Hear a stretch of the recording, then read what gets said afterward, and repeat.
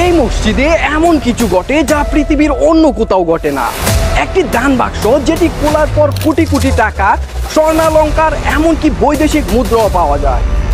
আজকে আমরা এসেছি কিশোরগঞ্জের সবচেয়ে রহস্যময় জায়গা পাগলা মসজিদে, এবং আমরা এটা পুরোপুরি এক্সপ্লোর করব।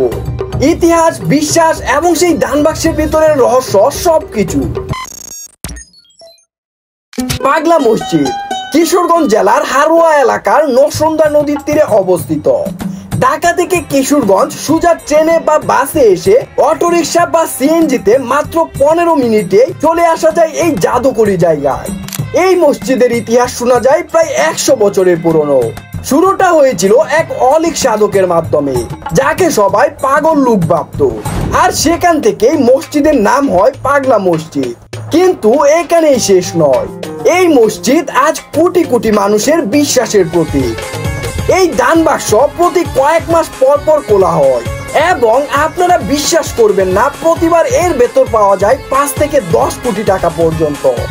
এমনকি স্বর্ণের চেন, বিদেশি কয়েন, চিঠি, মানত সবকিছু। এবছর এপ্রিল মাসে পাগলা মসজিদের 11টি দান সিন্দুক খুলে সর্বোচ্চ রেকর্ড 9,17,80,687 টাকা পাওয়া গিয়েছে।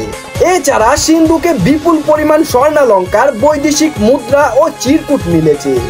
লোকেরা বিশ্বাস করে এখানকার দান পূর্ণতা দেয়।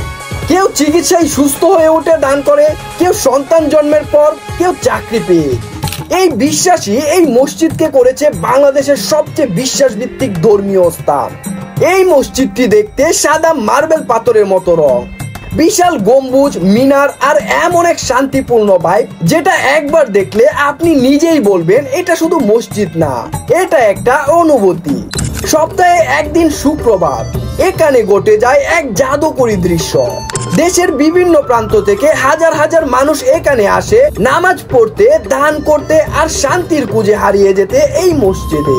হ্যাঁ, আপনি ঠিকই শুনেছেন, পুরো পরিবার নিয়ে মানুষ আসে এই মসজিদ দেখতে, শুধু দান করতে না।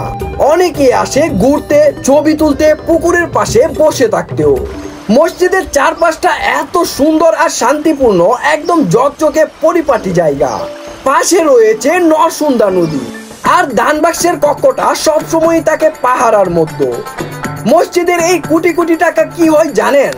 পাগলা মসজিদের কর্তৃপক্ষ এই দানের টাকা ব্যবহার করে এতিমখানা চালায়, গরিবদের সহায়তা করে, হাসপাতাল নির্মাণ কাজে এবং ধর্মীয় শিক্ষা প্রসার করতে ব্যবহার করা হয়।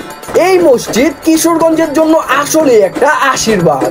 এই ভিডিও যদি আপনার মনে একটুও শান্তি আনে, তাহলে শেয়ার করুন এই অবাক করা জায়গার কথা।